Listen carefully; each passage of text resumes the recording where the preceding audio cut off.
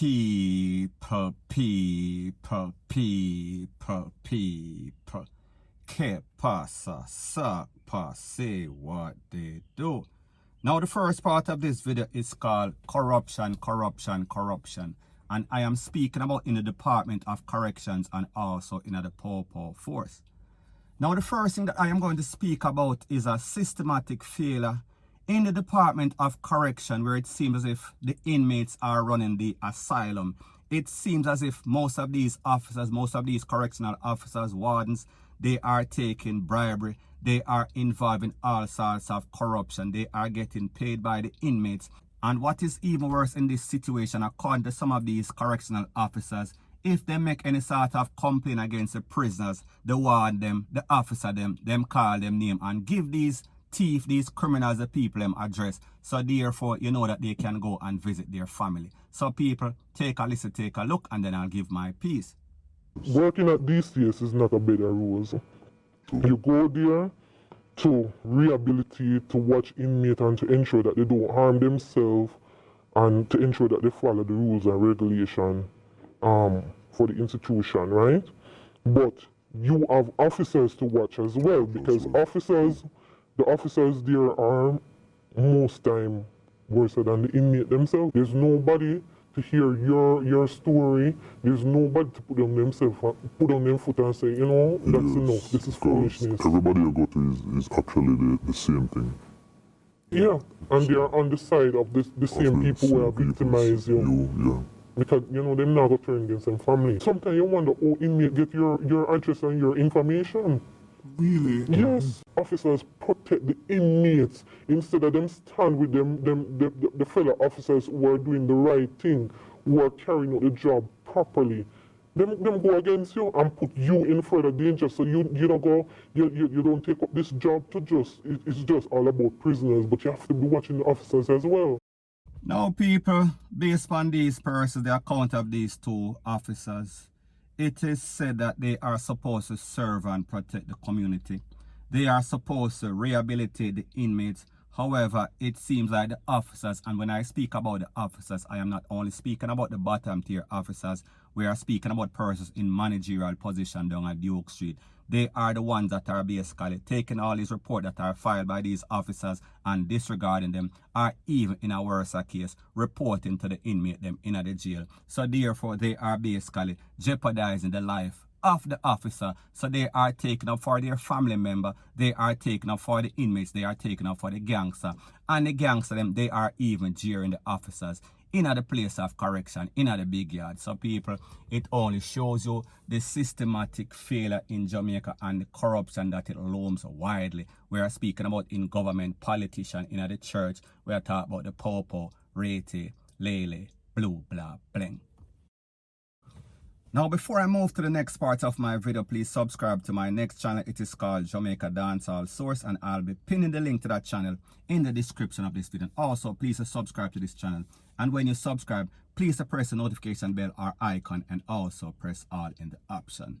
Now, still on the topic of corruption, we spoke about the Department of Correction, and now I am speaking about a cop. I am speaking about a road cop. I am speaking about a KILLER cop. And his name is Junior Hales.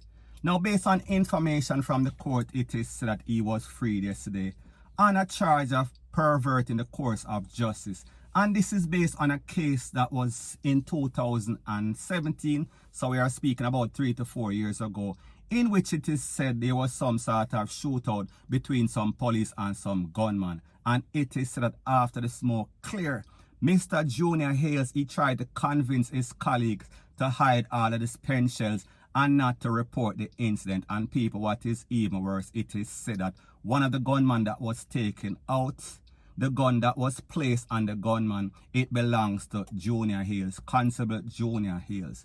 Now people, what is even more disturbing about this case is that this case, perverting the course of justice, it was thrown out on Tuesday at the Kingston and St. Andrew Parish Court. And he was represented by two top-tier lawyers. We are speaking about Peter Champagne and Richard Lynch.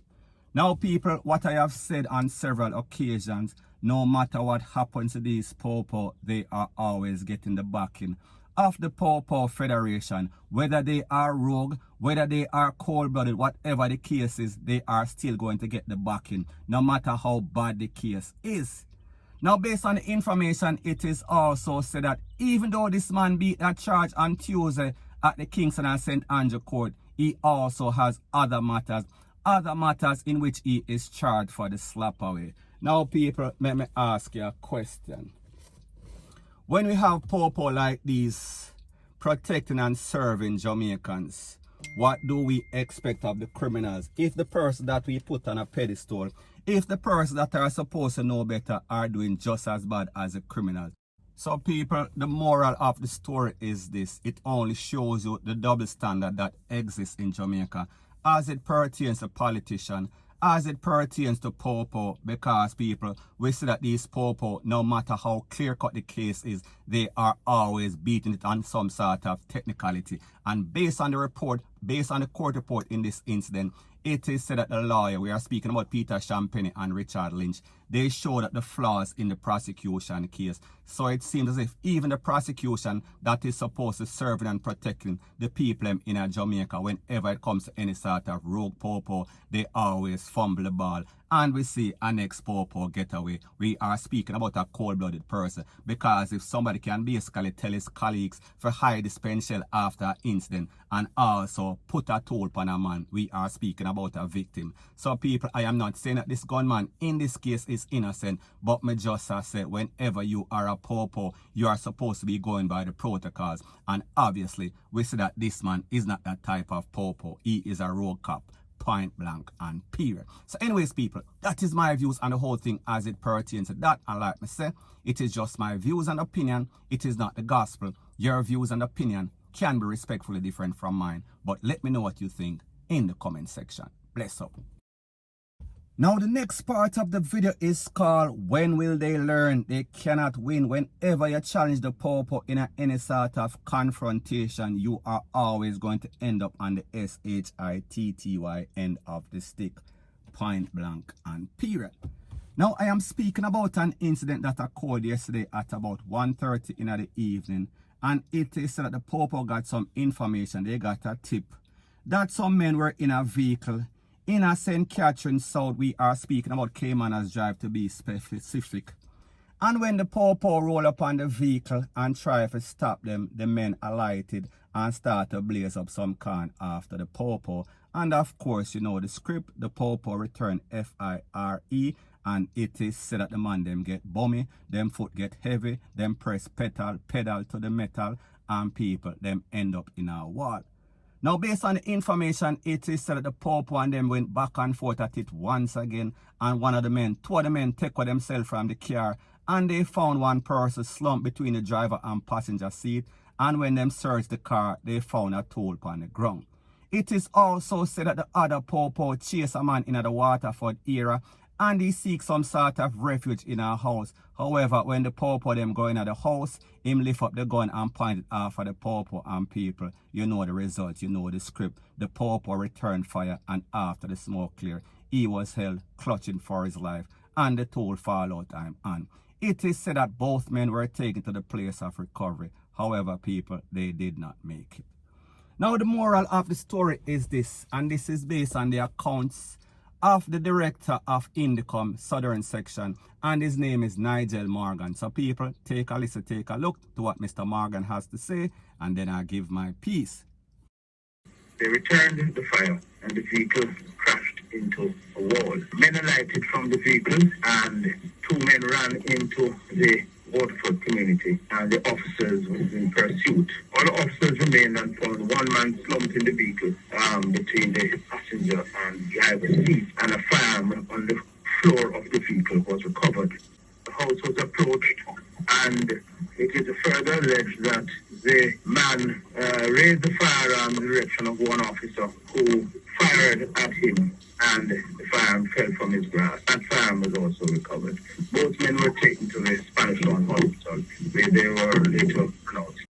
So people, based on what the man from Indicom is saying, that is based on the stories from the Popo. However, Indicom is still investigating, because you know that whenever we hear anything as it pertains to the Popo, it always sounds scripted. It always sounds cliche. But the truth and the fact that whatever the circumstances are, whenever the Popo asks you to stop, especially when you have some sort of tool, and the tool does not belong to you, the tool is OC, aka hot, it is illegal, and you raise it after the Popo. Even if the Popo raise it first, people understand what is going to happen. They are going to take you out.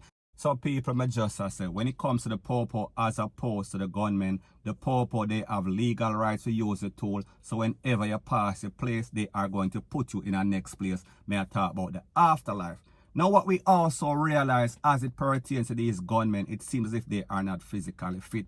It seems like them have too much boom, them have too much grabber, them have too much weed in them system. So therefore, whenever them try to take themselves from the Popo, it's either them are crashing at some sort of wall, them are going to try to run, but they are going to get winded. So therefore, the Popo is going to chase them down and catch them. Now, more than likely, after this shootout, maybe one of those men that they was looking for that ran into Waterford, maybe he got some sort of wound, and there was all sort of blood trail, because we know that the Popo in Jamaica don't have any sort of bloodhound or any sort of police dog. So therefore, more than likely, they just follow the trail of blood. And it led them to the house, and people, you know what was going to happen whenever the Popo confront anybody, especially if them claims that them fire after them. People, we are speaking about natural DEATH, the speed up way. May I talk about the microwave way, point blank and period. So the moral of the story in all of this is that you need to get a job. Don't be no criminal. Don't point any tool after the Popo. Don't try to go take anybody's life. Don't try to go rob anybody's place. Because if the police them catch you and them take you out, you have nobody else to blame other than yourself. Point blank and period. So anyways, people, that is my views on the whole thing as it pertains to that. And like me say, it is just my views and opinion. It is not the gospel. Your views and opinion can be respectfully different from mine. But let me know what you think in the comment section. Bless up.